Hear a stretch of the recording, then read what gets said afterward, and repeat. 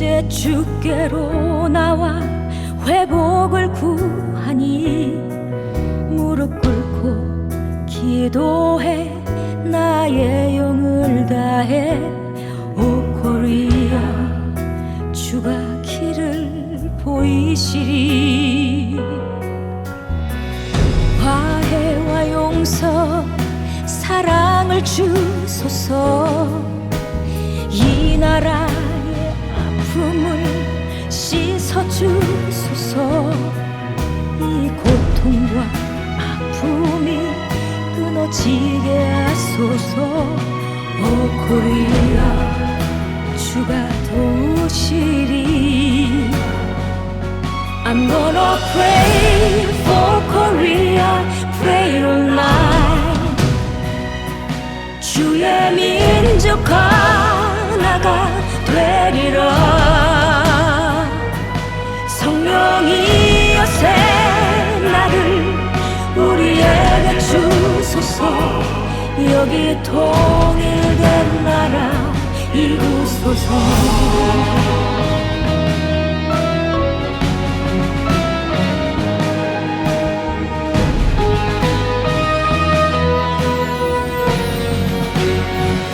하나님 세상을 사랑하셔서 그의 유일하신 독생자 보내시었네 주가 십자가의 피로 우릴 구원하셨네 오 코리아 그 보혈에는요 주의 거룩하신 이름을 찬양해 이미 주의 새날은 시작되었네 수많은 백성들 보좌에 모였네 오 코리아 주 함께 하시리 I'm gonna pray for Korea pray all night 주의 민족 하나가 되리라 성령이여 새 나를 우리에게 주소서 여기 통일된 나라 이루소서 I'm gonna pray for Korea pray all night 주의 민족 하나가 되리라 성령이여 새 나를 우리에게 주소서 여기 통일된 나라 이루소서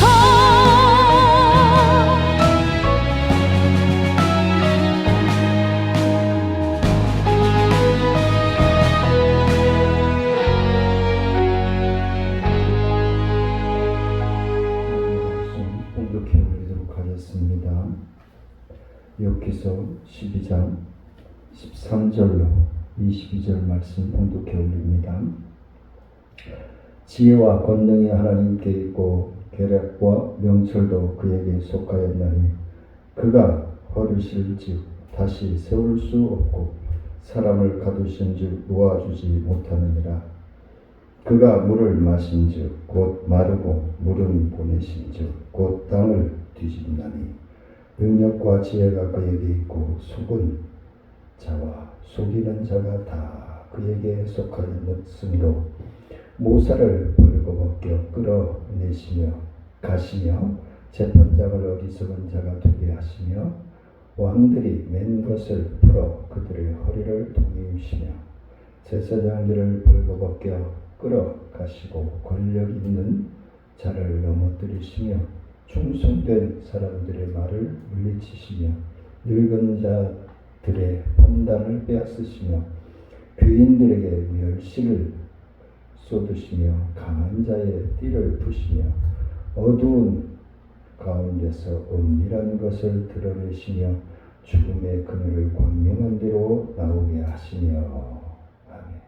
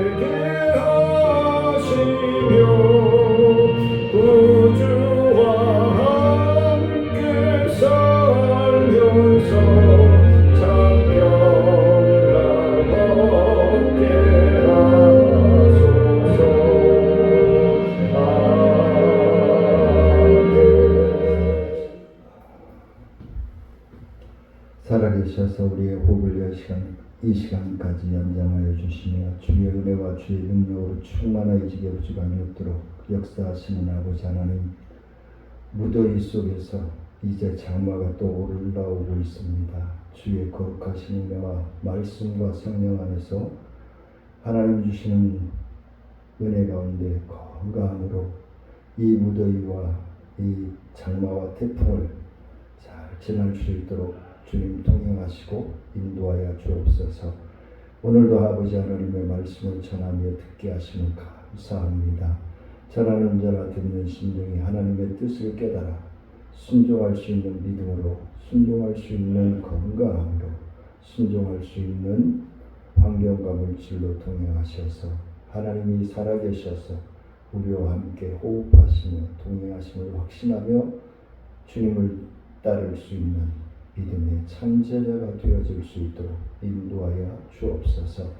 병상에서 침상에서 하나님 앞에 예배드리는 모든 신령들과도 함께 하시기를 원하고 갈급하며 사모하며 예수님의 이름으로 기도드리옵나이다. 아멘.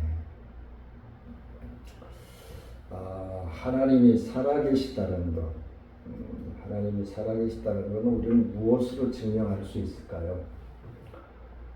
하나님이 가장 기뻐하시는 모습이 예수님을 믿음으로 말미암아 하나님의 자녀가 된 우리가 시간이 변화되어지는 모습으로 성숙하여지고 더욱더 반석 위에 세움받는 믿음의 삶이 되어지는 모습을 볼 때 살아계신 하나님이 함께 하시는 참 자녀이구나 라고 생각하실 수 있겠죠. 그래서 오늘 본문 말씀을 보면은 욥의 하나님에 대한 지식은 분명히 이 세 친구들보다 월등히 앞서고 있다는 것을 우리는 직감할 수 있습니다. 욥의 친구들은 욥이 말하는 하나님의 섭리 이치에 대한 지식도 가지지 못하고 있었다라고 얘기하지만 욥은 하나님의 섭리에는 인간이 이해할 수 없는 모순되는 것처럼 보이는 측면이 있다는 것을 알고 있었어요. 그래서 친구들은 오직 하나님의 섭리를 현세적인 인과 응보라고 하는 측면에서 이해하였습니다. 하나님의 말씀은 이해해서 끝나면 안 됩니다. 이해하고 어떻게 확신하며 순종하는 그런 삶이 되어야 된다는 것을 분명하게 말씀을 드립니다. 그래서 그들의 주장을 욥에게 설득력이 있을 만무하죠. 설득력이 들 수가 없었죠. 그들이 할 수 있는 것이라고는 욥을 정죄하고 회개를 촉구하는 그 일 외에는 없는 것이죠. 그래서 그들이 욥이 고난을 겪게 하시는 하나님의 뜻에 따른 다른 또 이유가 있다는 것을 우리가 고난에 처하면 그냥 우리는 현실적인 상황에 매료되어지고 빨려 들어가게 되죠.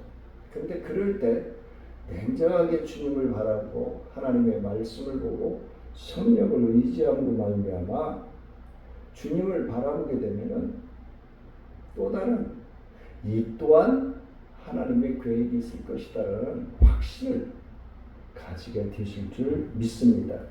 그래서 우리는 우리의 삶 가운데서 욥의 친구들과 같이 자신의 어떤 전통적인 사고에서 세상에 살아가는 삶을 고난을 겪는 그 아픔과 고난과 환난 속에 있는 그런 분들을 함부로 우리가 판단하거나 정죄해서는 아니 된다라는 것을 오늘 본문을 통해서 우리에게 분명하게 교훈해 주고 있는 것입니다. 욥과 같이 모순되는 듯한 하나님의 섭리 앞에서는 하나님을 원망할 수밖에 없죠. 제가 청년 때 어리석게도 하나님을 원망하고 하였던 것처럼 그런 삶을 살아갈 수밖에 없습니다. 그래서 오늘 본문 말씀을 통해서 살아계신 하나님은 이렇게 제목을 잡아보았습니다. 그 첫 번째는 자연은 하나님의 진리를 위한 참고서이다. 제가 꽃, 나무, 화초들, 산, 바람 이런 이야기들을 많이 드렸죠. 그동안.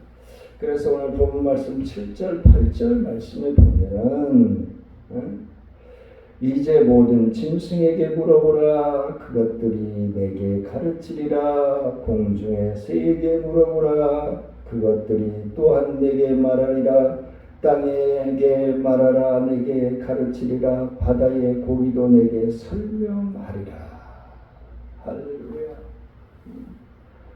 땅에 있는 것이나 바다에 있는 것이나 산에 있는 것이 하나님에게 하나님이 역사하시고 하나님이 살아계시고 하나님이 우리와 호흡하여 주신다는 것을 분명하게 제시해 주신다라고 말씀을 합니다. 다윗은 시편 19편 1절 말씀에서 하늘이 하나님의 영광을 선포하고 궁창이 그의 손으로 하신 일을 나타내는도다 라고 말씀을 합니다. 자연은 테스트를 돕기 위한 참고서로서의 어떤 훌륭한 역할을 한다라고 할 수 있겠습니다. 우리는 자연을 믿음의 눈으로 바라볼 수 있어야 됩니다. 창조의 섭리 안에서 바라볼 수 있어야 합니다. 그 속에는 진실로 하나님께서 살아계시고 역사하시는 다른 증거들로 가득 채워져 있기 때문에 그렇습니다. 자연도 인간의 불순종으로 함께 타락하고 말았음을 창세기 3장 18절에서 말씀해 주고 있습니다. 자연도 함께 타락했어요. 우리는 처음 창조 때의 아름다운 하나님의 능력, 선하심과 인간의 타락이 전처럼 완벽하게 증거하고 있다고 보기 어려운 삶을 우리는 직면하게 된 것입니다. 이렇게 만든 장본인으로서 우리는 자연에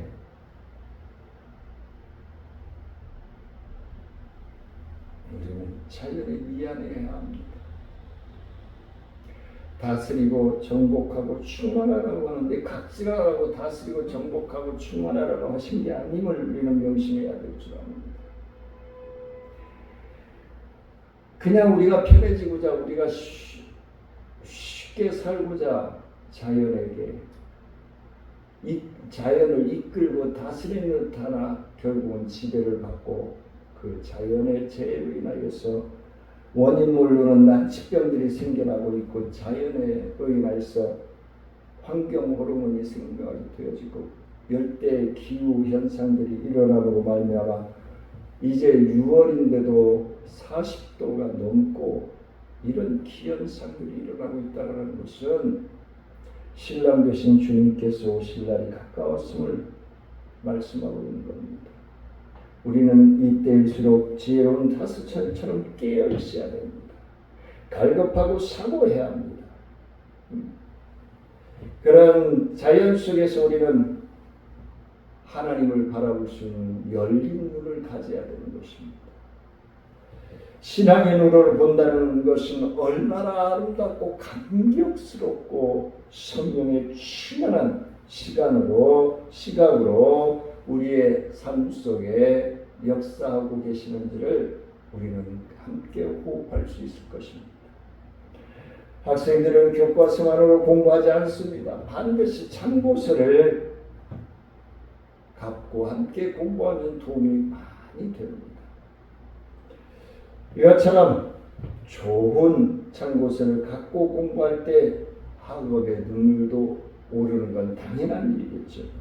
하나님께서 바로 이렇게 자연을 통해서 그 속에서 휴양을 취하고 여유를 얻으며 재생의 기쁨도 얻으면서 신앙의 유익을 얻도록 우리에게 대자연을 주셨음을 믿으시기를 원합니다.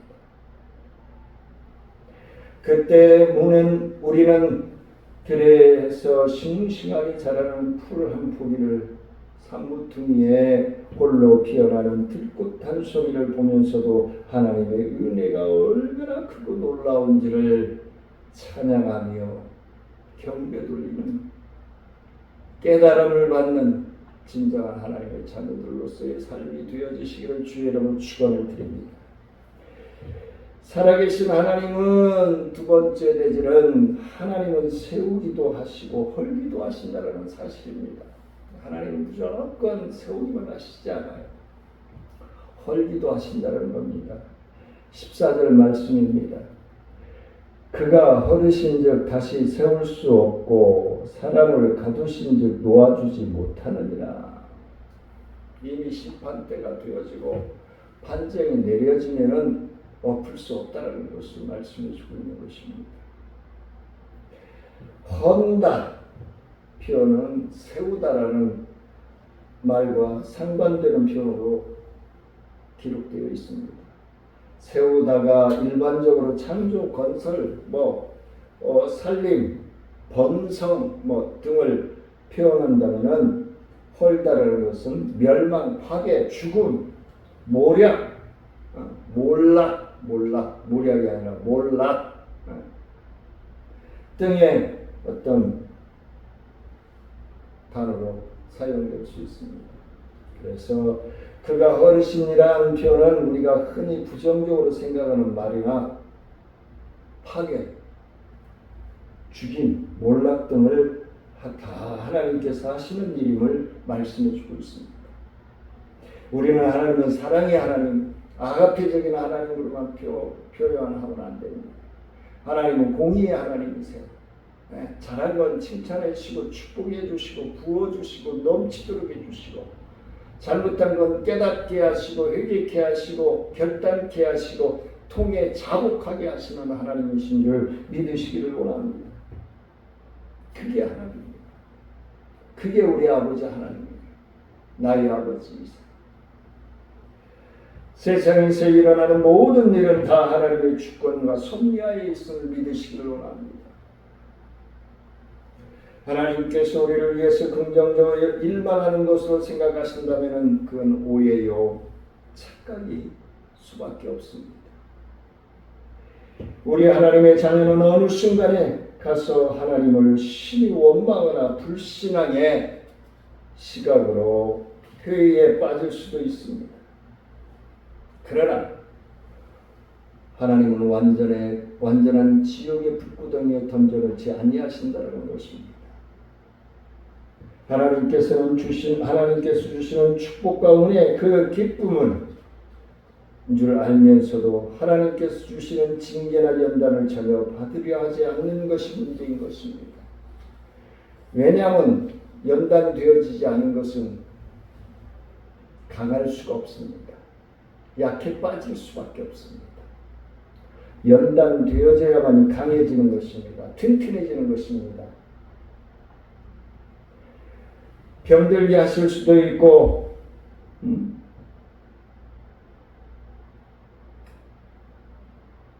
그래서 어느 이단자들은 구원파에서는 감기 걸리는 것도 귀신 들렸다고 그러고 안쓰럽죠. 당장 듣기에는 너무 딱딱한 것 같지만 평상시 하나님의 모습과 너무나 다르다고 생각할 수도 있으시겠습니다. 하지만 믿음의 마음을 두렵고 떨리는 마음으로 긴장하는 가운데 생활로 실천할 수 있는 것입니다. 우리가 본질적으로 안고 있는 나태와 게으름을 등의 어떤 문제를 근원적으로 해결할 수 있다는 것은 고즉 말씀입니다. 하나님께서는 우리에게 고난을 주실 수도 있는 분이고 내가 애써 쌓아놓은 것을 얼마든지 허실 수 있는 분이시라는 것을 무너뜨릴 수 있는 분이라는 것을 새롭게 우리는 인식해야 될 줄 압니다. 근데 그 무너짐이 완전히 무너짐이 아니고 그 헐어버리시는 것이 완전히 헐어지는 것이 아니라 우리를 더 강하고 더 능력있게 더 크게 세워주시고자 하시는 연단 작업입니다. 가지치기 작업이라는 거예요. 그래서 세 번째는 자연재해는 인간의 죄악으로, 자연재해는 인간의 죄악으로. 15절 말씀입니다. 그가 물을 막으신 즉 곧 마르고 물을 보내신 즉 곧 땅을 뒤집나니 그랬습니다. 14절에서 언급하고 있듯이 그가 허르신 즉 다시 세울 수도 없고 사람을 가두신 즉 놓아주시도 못하느니라 하신 말씀과 함께 하나님께서는 허시고 가두시는 한 예증으로서 말을 하고 있다는 것입니다. 하나님께서는 하늘의 문을 닫아버리심으로써 비를 그치게 하실 수도 있고 하늘 문을 여시고 땅을 물로 덮으실 수도 있다는 사실을 우리는 노아의 사건을 통해서 알 수 있습니다. 인류 최초의 큰 기품의 샘들이 터지고 하늘의 창들이 열림으로써 40주야를 비가 땅에 덮어버렸을 때가 언제입니까? 죄가 감염되어 있을 때입니다. 땅에 죄가 가득 있을 때예요. 하나님의 질서가 무너지고 윤리가 무너지고 삶이 무너졌을 때에 하나님은 주야 밤낮으로 물을 쏟으셨습니다. 덮으셨습니다. 가장 타락한 왕이 통치하던 아합의 시대였습니다. 이것은 단순히 어느 특정한 시대에 있었던 일을 침소봉대하여 하는 것이 아닙니다. 모세는 이스라엘이 지은 죄 지음으로써 하나님의 진노를 사서 비가 오지 않았다는 일이 있을 것을 미리 말씀하고 있습니다. 진작 전부터 경계한 바 있습니다. 경고했습니다. 신명기 11장 17절에서 분명히 경고했습니다. 솔로몬 역시 이스라엘 자손이 죄를 범함으로써 하늘이 닫히고 비가 내리지 않는 일이 있을 것이다 하여 회개함으로써 회복되는 길을 예비하는 기도를 드린 바 있습니다. 열왕기상 8장 35절에서 말씀해 주고 있는 것입니다. 자연의 재해는 결코 우연한 현상이 아니라는 것입니다. 태풍이 불고 지진이 발생하고 홍수가 나며 혹한, 혹서 등이 단순한 자연현상에 같지만 사실은 인간들의 죄악과 밀접한 연관이 있다는 사실입니다. 하나님께서는 인간들의 죄를 징계하여 다스리기 위하여 각종 자연의 재앙을 내리시는 것입니다. 모든 자연재해가 인간의 죄에 대한 하나님의 징벌이라고 볼 수는 없습니다마는 결국은 인간들이 편하게 살고자 쉽게 살고자 그렇게 했지만 인간들의 노동은 점점 줄어들고 점점 편하게 살려고 하고 쉽게 살려고 하고 이제 말만 하면 다 되잖아요.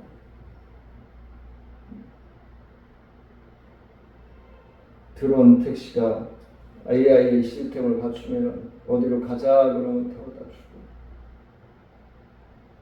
근데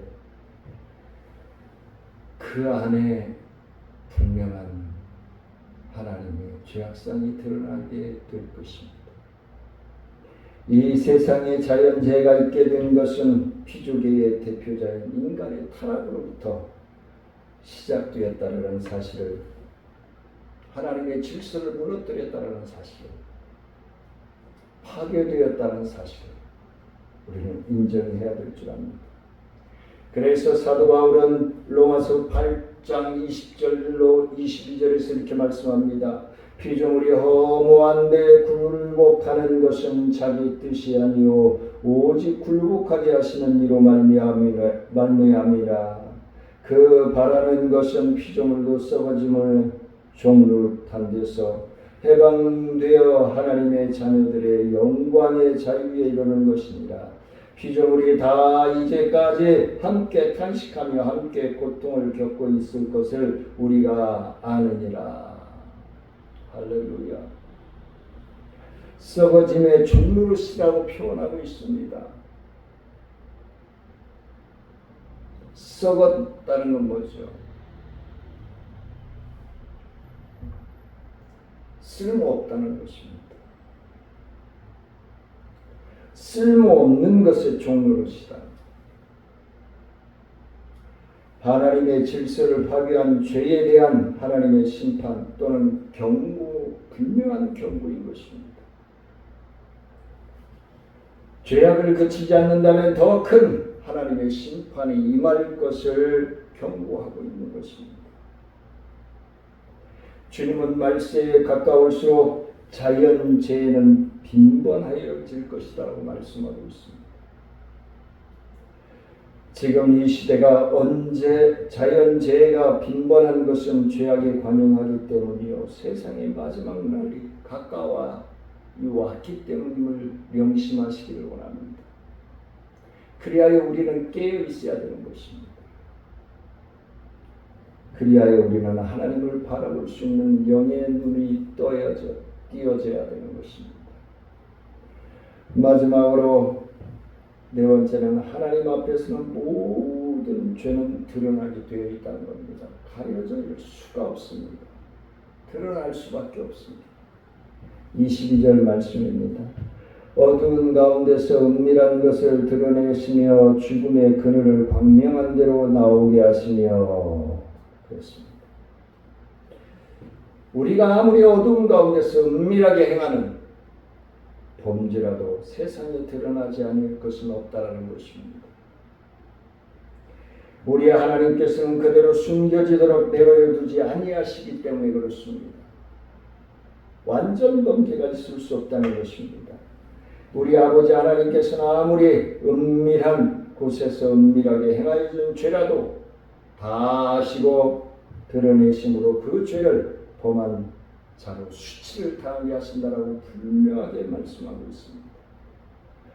성경의 여호수아서 7장 16절로 21절에서 아간은 하나님 모르게 바쳐진 물건을 취하였지만 하나님께서는 이를 드러내셨습니다. 또한 다윗은 사무엘하 11장 4절에서 은밀한 밧세바와 간음하였지만 하나님께서는 드러내셨습니다. 엘리사의 종 게하시 역시 엘리사의 뜻을 거역하고 몰래 나아만에게 가서 은과 옷을 받았지만 하나님은 드러나게 하셨습니다. 초대교회의 대표적인 아나니아와 삽비라 부부가 헌금 일부를 감춘 일 역시 환하게 드러내셨습니다. 우리가 가진 지혜로 하나님의 섭리를 다 이해한다는 것은 불가능한 일 것입니다. 이해할 수 없습니다. 그러니 믿을 수도 없을 것입니다. 왜냐하면 하나님의 섭리는 우리의 초월적 지혜를 근거한 것이기 때문에 그렇습니다. 하나님의 섭리 가운데에는 욥이 간파한 것처럼 모순되어 보이는 일이 많다라는 것입니다. 하나님이 어떻게 이럴 수가 있어? 하나님이 살아계시다면 왜 이래? 의인이 고난을 겪고 악인이 형통한 것은 그 중에 일부분일 것입니다. 우리의 죄로 모순되어 보인다라고 해서 하나님의 섭리를 함부로 평가하는 것은 절대로 하지 않아야 합니다. 하나님의 섭리에 대해서는 그 나타나는 양상이 무엇이든 선한 것으로 인식하고 순종하며 그 선하신 뜻이 어디에 있는지 찾기 힘쓰는 저와 사랑하는 성도님들의 삶이 되시기를 주의로 축원을 드립니다. 살아계셔서 우리와 호흡하시고 동행하시는 아버지 하나님, 하나님이 우리와 함께 하시고 동행하시고 호흡하시고 우리를 감화 감동하셔서 회개케 하시고 새로운 믿음의 비전을 바라보고 그 꿈을 통해서 하나님께 영광 돌리고자 나아가는 사랑하는 성도들의 삶 위에 또한 하나님 앞에 11조연금으로 선기연금으로 구제연금으로 건축연금으로 주정금으로 드리는 사랑하는 손길들의 믿음의 연보 위에 말라기서 3장 8절로 12절에서 약속하시는 하늘의 축복 넘쳐나게 부족함이 없도록 부어 주시옵소서. 지금으로 우리 주 예수 그리스도의 은혜와 하나님의 크고 미하신 사랑과 성령님의 교통하심과 무한하신 은혜와 능력의 역사가 하나님 자연 속에 역사하시고 나와 함께 호흡하시는 하나님의 뜻을 분별하여 순종하여 나아가고자 기도하는 사랑하는 성도들의 기도와 생업 위에 직장과 사업 위에 우리 나눔과 기쁨 사역 위에 행복찬 사마켓 위에 이 나라와 민족 위에 인천광역시 위에 이제로부터 영원토록 함께할지어다.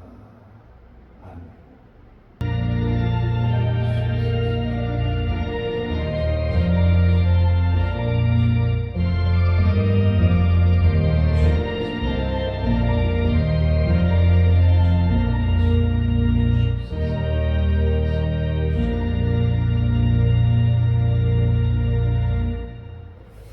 점심 맛있게 드시고 오후 찬양에 뵙겠습니다. 사랑하며 축복합니다.